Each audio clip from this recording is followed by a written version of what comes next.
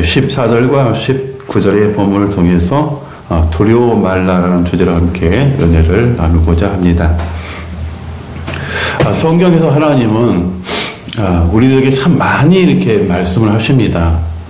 그 이유는 우리는 불완전한 그런 삶을 살기 때문에 그렇습니다. 완전한 삶이 아니기 때문에 그 완전한 삶을 살아가기 위한 과정에 있기 때문에 하나님은 우리들에게 늘 말씀하시고 또 두려워하지 말라라고 말씀해 주십니다. 두려워하지 말라, 내가 너와 함께 할 것이라, 임마누엘이라고 말씀을 하셨죠. 근데 하나님은 늘 우리 곁에 계시고 또 임마누엘로 계시고 우리에게 늘 말씀을 해주고 계십니다. 그런데 우리가 하나님을 가까이 있다는 것을 인식하지 못하게 되면 늘 우리는 두려워할 수밖에 없는 것입니다. 그 이유는 이미 세상은 너무 큽니다. 세상은 너무 방대좋고 너무 크고 우리에게 두려운 존재가 되어 있습니다. 그렇기 때문에 우리는 그 현장 속에서 살고 있기 때문에 두려움을 겪을 수밖에 없습니다.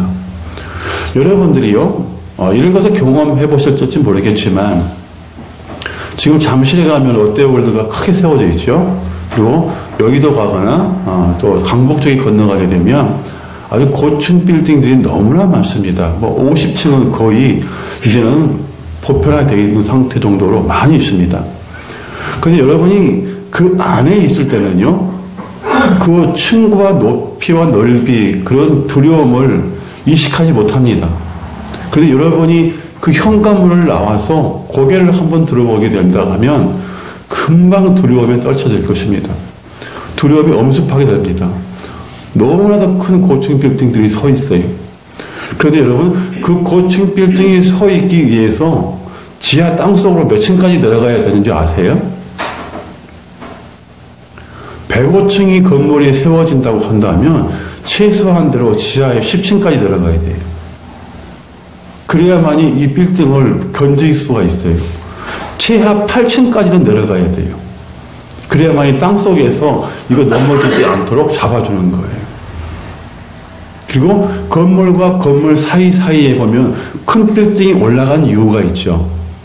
그것은 바로 같은 빌딩끼리 숲을 이루고 있으면 같이 잡아둡니다. 큰 나무와 큰 나무가 같이 잡고 있듯이 넘어지지 않습니다. 그런데 작은 곳에 항무지에 고층 빌딩을 세우고 넘어갑니다. 그 토지가 이기질 못합니다. 그렇기 때문에 최소한 지하 8층까지로 내려갑니다. 그렇다면 여러분이 차를 타고 지하 8층까지를 탁 내려가게 되면 두려움이 엄습합니다. 그게 인간의 본능입니다. 땅속으로 들어가기까지. 저는 그런 것을 많이 겪어보기 때문에 압니다. 그래서 여러분들에게 말씀을 드리는 거예요. 그래서 우리 인간은 그런 큰 고층 건물 앞에 가게 되면 아주 작은 것밖에 안 됩니다. 비록 그 건물은 살아있거나 어떠한 우리에게 어둠을, 이렇게 두려움을 가한다 할지라도 우리에게 해방을 주지는 않습니다. 그러나 우리가 그 고층 건물 앞에 가면 두려워진다는 거예요. 그 그늘에 의해서 두려워진다는 거예요. 그런데 세상은 갈수록 그런 고층 건물을 많이 지으려고 하는 거예요. 그 이유가 뭘까요? 여러분이 알다시피 바벨탑의 사건처럼 자신의 이름을 내기 위한 거예요. 그런데 우리는 그 자신들이 내고자 하는 그 세상 속에 존재하고 있어요. 그렇기 때문에 우리는 두려워할 수밖에 없는 거예요. 특히 여러분이 이 황무지와 같은 이 광야를 살아가면서 여러분들에게 일용할 양식이 떨어진다고 한다면 그것은 바로 두려움을 찾아옵니다. 여러분에게 의복은 조금 더러울지라도 의복이 없을 때는 두려움이 엄습하지 않습니다. 그러나 일용할 양식이 떨어지게 되면 두려움이 엄습하게 됩니다. 그래서 그 두려움을 극복하기 위해서 여러 가지 수단과 방법을 쓰게 되는 것이고 결국은 그 덫에 걸리게 되는 것입니다. 그런데 오늘 이 본문에서 나와 있는 아브라함의 그 씨라고 했던 하갈의 아내, 하갈의 아들 이스마엘에 대해서 본문은 설명을 하고 있어요. 왜 아브라함의 그 아들임에도 불구하고 이삭과 이스마엘이 같이 공존의 생활을 살지 못하고 같이 동행하지 못하고 왜 그 집에서 나가야 해 하냐는 것이에요. 아브라함은 아주 부자입니다. 아주 잘 삽니다. 종을 300 정도 거느릴 정도로 크게 성장한 사람입니다. 그렇다면 하갈도 어느 조그만 땅덩어리를 떼어주고 거기서 살게 할 수도 있습니다. 그런데 왜 아브라함의 그 흔적에서 떨어져서 광야로까지 가게 했냐는 것이에요. 여기는 하나님의 깊은 뜻이 있습니다. 하나님은 분명히 그렇게 말씀을 하셨습니다. 내 몸에서 난 자라야 혈통이 될 것이고 그 가호를 이어받을 것이다. 그렇게 말씀하셨습니다. 즉 유산을 이어갈 것이다. 영적 유산을 이어갈 것이다. 그 말씀을 하셨습니다. 그렇기 때문에 이삭 외에는 하나님이 그 아브라함에게 씨를 주지 아니하신 겁니다. 그래서 이삭을 통해서 하나님이 이루고 싶어 하신 뜻이 있었기 때문에 이삭과 이스마엘을 분리하시는 겁니다. 그래서 이스마엘은 자신의 어머니 애굽 사람 하갈과 광야로 나갈 수밖에 없습니다. 그런데 그때 자기에게 주어졌던 것이 물과 떡이 다 다했다라고 합니다. 그리고 그가 이제 그 아이가 죽게 되므로 밥 먹던 물, 즉 여러분이 알고 있던 모세가 보았던 떨기나무, 그 떨기나무 앞에 가서 눈물을 흘리게 됩니다. 이제 내 아이와 내가 죽게 되었구나.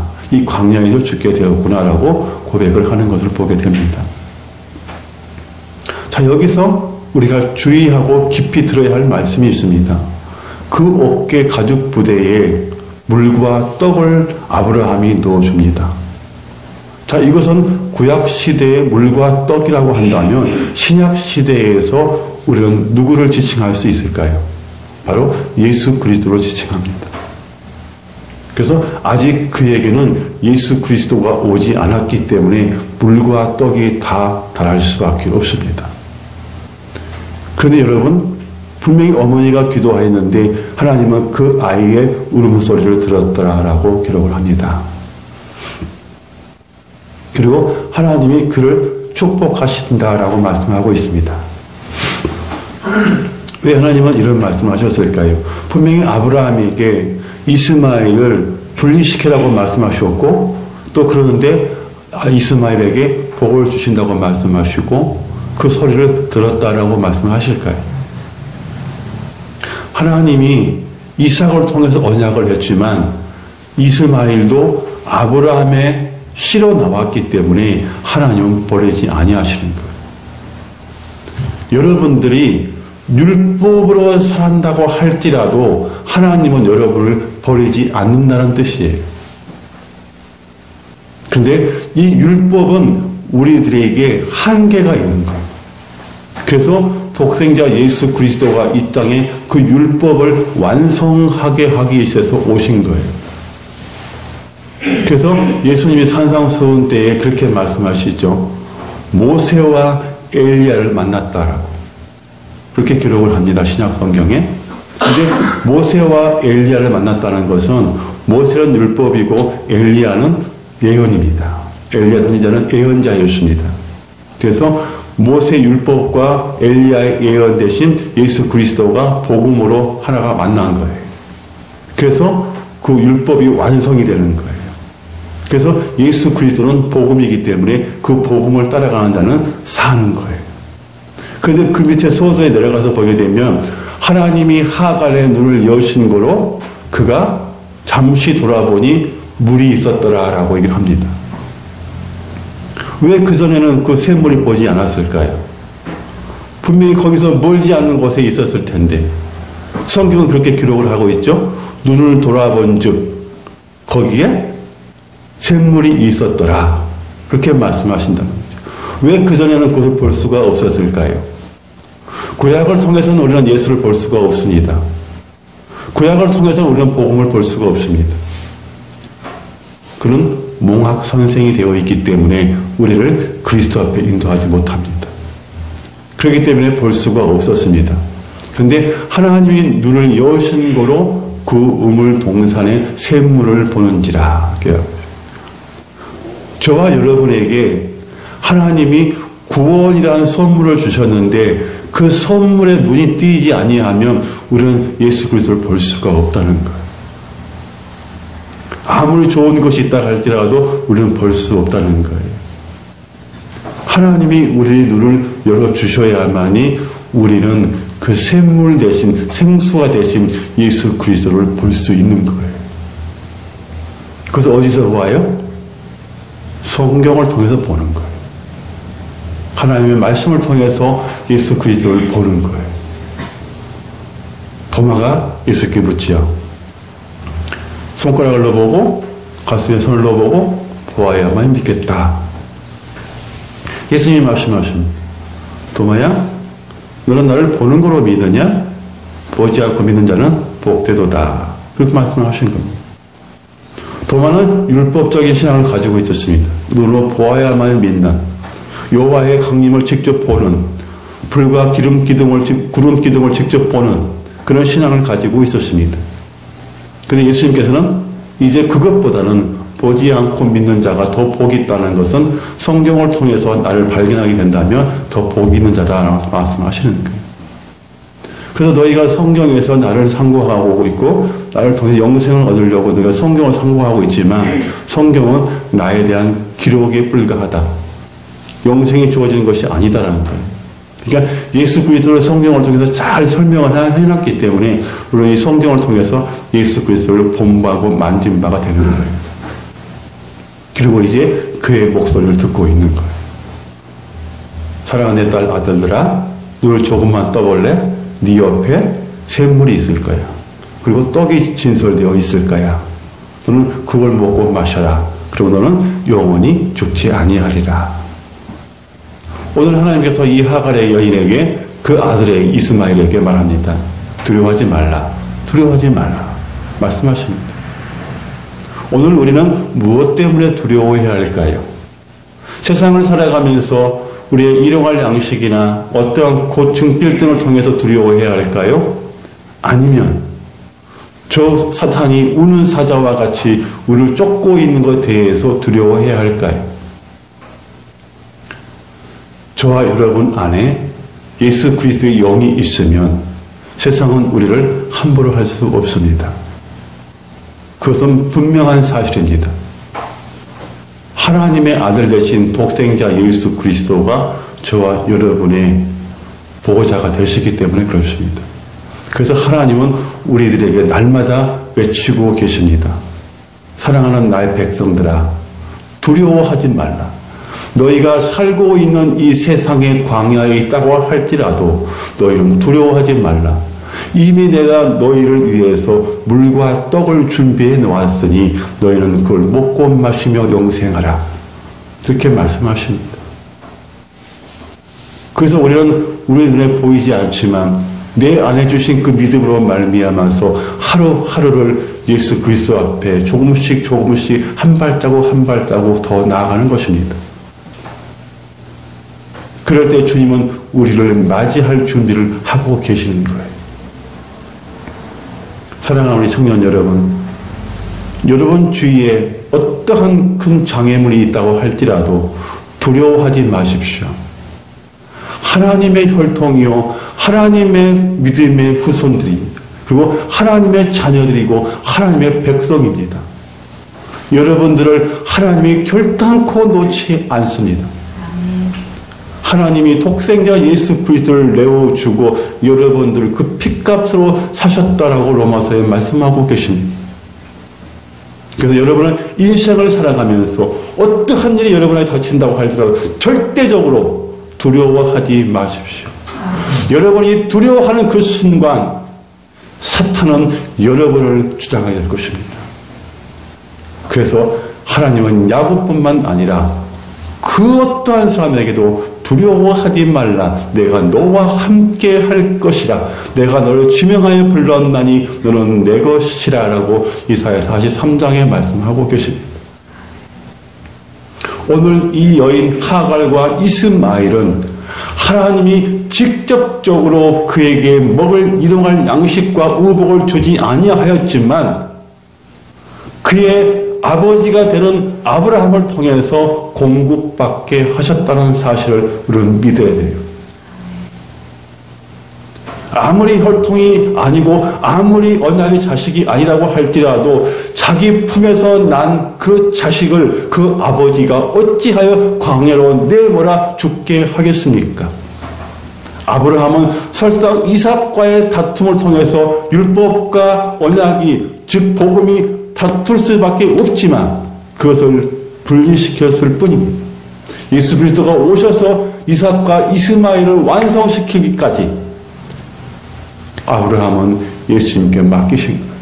그리고 그가 그 하갈과 그 이스마엘을 종들을 통해서 도와주었다는 거예요. 먹고 살게 했다는 거예요. 오늘 저와 여러분도 하나님이 믿음의 조상 아브라함을 통해서 그 혈통을 통해서 우리에게 먹히고 입히시고 우리를 살게 하신다는 뜻이에요. 사랑하는 우리 청년 여러분, 여러분이 지금 무엇을 하든 간에 아무것도 두려워하지 마시고 하나님이 나와 함께 하심이라고 믿으신다면 여러분이 계획했고 여러분이 꿈꿨던 일들을 실천해 나가십시오. 그리하면 하나님은 여러분의 길들을 열어주실 것입니다. 그것이 여러분에게 하나님이 귀한 존재이기 때문에 그렇습니다. 하나님이 거룩하니 너희도 거룩하라. 그것은 하나님의 본성을 말씀해 주고 계시는 거예요. 하나님의 아들 되신 독생자 예수 그리스도가 내 구주가 되시고 메시아가 되신다고 고백하는 그 순간 하나님의 성령은 여러분 안에 오셔서 여러분을 주관하실 거예요. 그리고 하나님 아버지의 아들, 딸들이 되게 가는 과정을 거쳐가게 하실 거예요.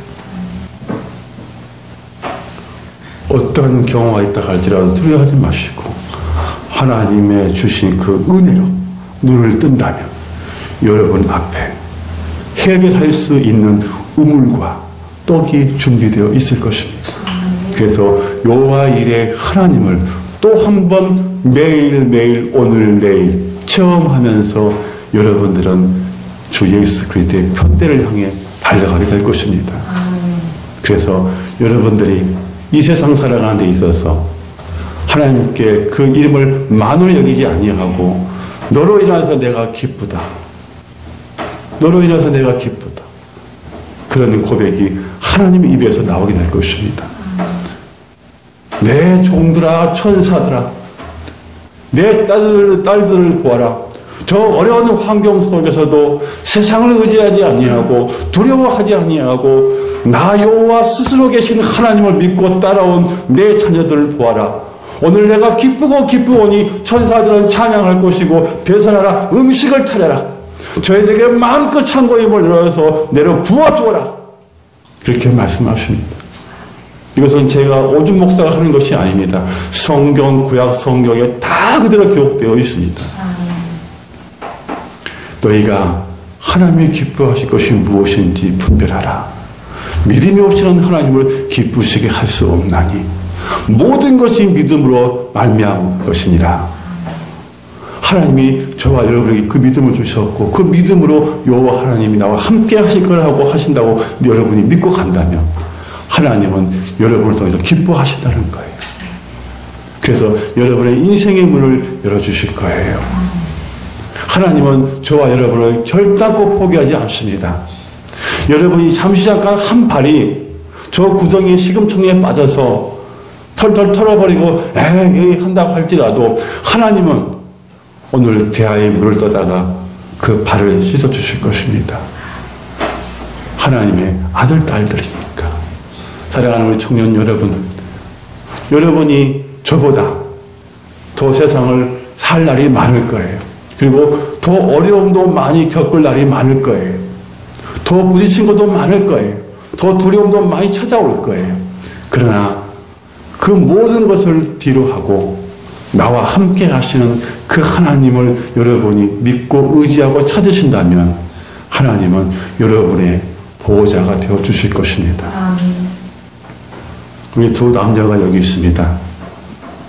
우리 자매님, 우리 형제님은 서로서로는 보호자가 아닙니다. 결혼을 하게 되면 서로 돕고 협력하고 섬기는 배필입니다. 여성 여러분, 남자는 여러분의 보호자가 아니에요. 그런데 모든 여성들이 남성을 보호자로 삼고 있다는 것이 문제예요. 그래서 결혼만 하면 땡이라고 하죠. 그것이 문제가 되는 거예요. 그게 사회 혼란이 오는 거예요. 그게 가정의 이혼 사태가 되는 거예요. 내가 너를 따라왔는데, 너만 믿고 왔는데, 이것이 뭐야? 내 인생이 뭐야? 손가락질 하게 되는 거예요. 그도 그 남자의 배필이에요. 그 남자도 그 여인의 배필이에요. 하나님이 인간을 창조하실 때 뭐라고 말씀하셨습니까? 남자 혼자 독초하는 것이 보기 좋지 아니하니 그를 잠재우고 그 갈비뼈를 떼어서 여자를 만드니 그 이름이 여자라. 서로 돕는 배필은 사람인 자. 사랑하는 청년 여러분, 서로 도와가면서 서로 섬겨가면서 네가 내가 따지지 말고 당신은 존귀한 사람이야. 하나님이 내게 보내주신 배필이야. 그렇게 고백하고 사신다면 여러분 생애에 싸움이 없을 거예요. 그래서 오늘 말씀처럼 여러분이 눈을 조금만 뜬다면 하나님이 예비하신 축복들을 다 볼 수 있을 것이고 그것을 누릴 수 있을 것입니다. 오늘 이 예배를 드리는 사랑하는 청년들, 이제 우리에게 부딪힌 일이 또 뭐 있습니까? 내일 출근을 해야 되겠죠? 좋고 기분 좋은 출근을 해야 합니다. 우리 사랑하는 업주가 웃고 있는데 기분 좋게 출근해야 됩니다. 또 그것이 우리 인생살입니다. 그리고 한 주간을 또 맞게 될 것입니다. 사랑하는 여러분, 힘내시고 이 새해에 내가 해야 할 일이 무엇인지 그런 모든 것들을 가지고 하나님께 나오십시오. 그리고 하나님께 맡기시면서 여러분의 인생을 한번 펼쳐보십시오. 그래서 우리가 늘 얘기했던 것처럼 사도행전 29장을 써나가는 저와 여러분이 된다면 여러분의 삶이 복된 삶이 되실 것입니다. 기도합니다.